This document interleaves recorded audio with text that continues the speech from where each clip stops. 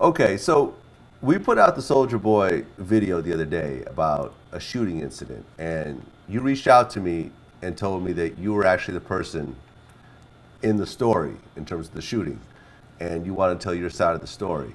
So let's go ahead and start in the very beginning. How did you get to meet Soldier Boy, and what kind of business dealings did you have with him beforehand? The way I met Soulja Boy, first, this Murphy Lee, his showstopper. This G, Flowmaster. Dingo, showstopper. The Chad Money Game. I met Soulja Boy through Smurf. Actually he reached out to us. Cause back in the day, all we did was dance. We created half stuff that came through Soulja Boy. Most of the stuff. From the Crank the Superman all the way up to the Wood Rico. Okay, so you guys are saying that the crank that was actually your dance? Yes, that's what I'm saying. Okay. So you guys were hanging out with Soldier Boy then? Nah, we were never hanging out. He reached out to us because we was always in the parties dancing. We always had the parties lit. He needed flavor, so he came at us. Okay, and this was, what, before he had his first album out? Yeah, this was before he was Soulja Boy. Okay. So then what happened next? What happened next? He took off with the Crank the Superman dance. He got hyped. We had created a song called Wood Rico. That was hype in the city at the time. That was around 2007, 2008. Okay. So after you say that he took the whole crank that dance and everything else like that, did you guys still keep in touch or no? Yeah, we still kept in touch because we were signed to his record label. Okay, so you guys signed to SODMG. Yeah. All right. So you guys are signed to his label, and then what happens? Well, he had an album release party one night, and us being the showstoppers, we went up there because we supposed to be having our song on the album, but we never knew that his verse was gonna be on there. So once we heard his verse, Smurf was like, "You need to go talk to him about that," because me being a manager, that's what I was supposed to do. So when I went to go talk to him, good conversation turned bad. Okay, what does that mean? We was talking about contracts, we was talking about money, and he went from saying, we ain't getting nothing, basically. He ain't gonna give us nothing because he gotta take care of himself first. Okay, so when you say that his verse was there or your verse was taken off, like what do you mean by that exactly? What I mean is, we had a great song, and when he put his verse on there, it turned bad. So he took y'all's verses off that song? He took one of my artist's verses off the song, which was the first verse. Okay, and he put his verse on it instead. Yeah, he put his verse on it. Okay, so did any of your artists show up on his album? Yes, Smurf was on the album. Dingo was on the album. Okay, Ain't so got you guys no were on money. the album, but just not that one particular song. Yeah, we're on the album with Rico, with the song with Rico. Okay. So you get into the conversation with Soldier Boy, and he tells you y'all ain't getting nothing. Yeah, basically. And that pissed me off for him to be able to even tell me that to my face. Okay. So when he told you that, what happened next? I slapped him. Okay. Open hand? Open hand. All right. So then what happened? After I slapped him, he reached for his pistol and he just started letting all his shots off. I got hit 5 times out of those 16 Okay, so this actually happened at his house? at his house, same night. Because Soldier Boy said he had some sort of album release party. I heard you were at an album release party, you were at your house, and between 3 and 6 dudes with masks came in with AK-47s. So basically, I bought this club in Atlanta called Excalibur. You bought a club? Yeah, Okay. I own this club in Atlanta called Club Excalibur. I bought it. It was always the lit spot. All the rappers come, everybody always come. It was like my album release party at my club. We chilling in the club. Some niggas followed me back to my crib. I got a double gate in my community at the time. I'm living in Atlanta, Georgia, in a mansion. Double gates. Niggas come through the gate. Well, so you got a security gate and then a gate in front of your house? No, I got a gate. You get to the gate, you go through that gate, and you gotta go through another gate. Okay, so it ain't like a security gate with security guards and stuff like that. No, yes, niggas, it wasn't nobody at the gate. So I'm sitting in the, it's 4 of us. Jabbar went and take the trash out. He come back in, soulja. I just seen some fans ride by the house. While I was taking the trash out, I said, what the fuck, some fans? Grab the pistol, go outside, look, I don't see shit, come back in the crib. I'm in the studio, listening to some beats. All I hear is boom, real loud. Instantly, stop the music. I just hear it, motherfucker run, I hear droop. My partner say, man, who the fuck in this crib? A-Rap passed me the pistol. Bam, I look through the door. I see like 3, 4 niggas running through the crib. All black, mask on, running through the crib and shit. One nigga run to the front door. I hop out, I start shooting. Bow, bow, bow, bow, bow. Shot the nigga. Were you guys at that release party? Yeah, we was there. So at the release party, did you talk to him at all? I ain't talked to him. I told him I would meet him at this house afterwards. Okay, so you had the release party and then you went to Soulja Boy's house afterwards. Yes, sir. Okay, was it just you or was it you with the rest of the guys?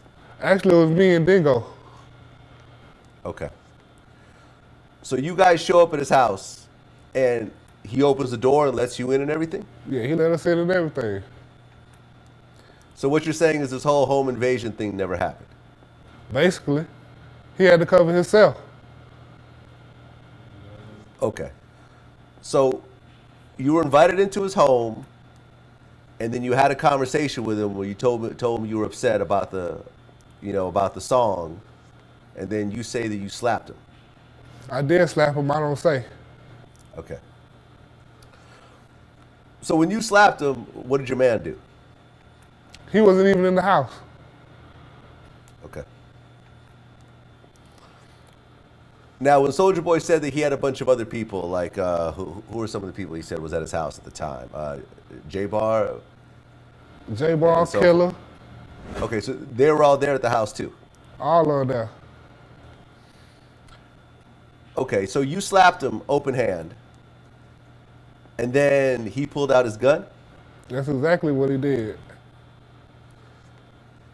and then was he just just like shot this. you. It was just like that. I said, what you gonna do with that? So I slapped him again. 2 times. Okay. And then after you slapped him again, he let off? That's when he let off. That's when I got hit right here, in the front of my thigh. That was the first shot. How many times did you get hit? 5. What are the different areas you got hit? I got hit right here on my arm. Feel me? I got hit right here on my waist. I got right here on my front of my thigh. Then I got 2 in my ass. And what, you try to turn around and run, or what happened? I do turn around and run. I make it out the house. Okay. So you've been shot, what, 4 times? 5. 5 times. You've been shot 5 times. So every bullet he shot, he hit you with. Nah. He let off 16. Oh, he emptied the whole clip. Yeah, he emptied the whole clip. So he shoots 16 times in your direction. You get hit 5 times in your body. Yes, sir. What does your man do with this? Oh, your man's not even in the house. Now, he's not even in the house. Okay, but you told me that y'all 2 came together. We did come together, but I came in the house before he did. He was outside on the phone. Okay. So he's on the phone and suddenly all hell breaks loose in the house. Basically, he see me come outside, he come to get me. What about all the other guys at Soulja Boy's house? Well, what did they start doing at this point? They took off. I really wasn't even paying no attention to them. I was worried about myself. Right. So you get hit 5 times. You run outside. You see your man out there. What happens next? We leave. I'm unconscious at that time. Okay. And so what? He takes you in the car and what? Takes you to the hospital? Yeah. I woke up in Grady. Okay. When you woke up, How bad was it? How bad was it? It was real bad because I was handcuffed to the bed and I didn't know why. Oh, so you were actually arrested at that point? But I was just handcuffed, so I wouldn't go nowhere. Okay, because the police are trying to figure out what happened? Yeah. So you wake up handcuffed to the bed. At that point, did they already pull the bullets out of you? I believe so. I still had a bullet left in me in my arm, but most of the bullets in my lower part of my body was out. Okay, so they operated on you while you were unconscious. Yeah. Okay. So they pull all the bullets, most of the bullets out of you. You're handcuffed to the bed.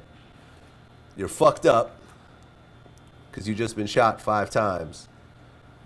What happens next? Did the police come in and question you, or? But yeah, police come in and question me, all that. They really had no real evidence or no home invasion, so they let me go home.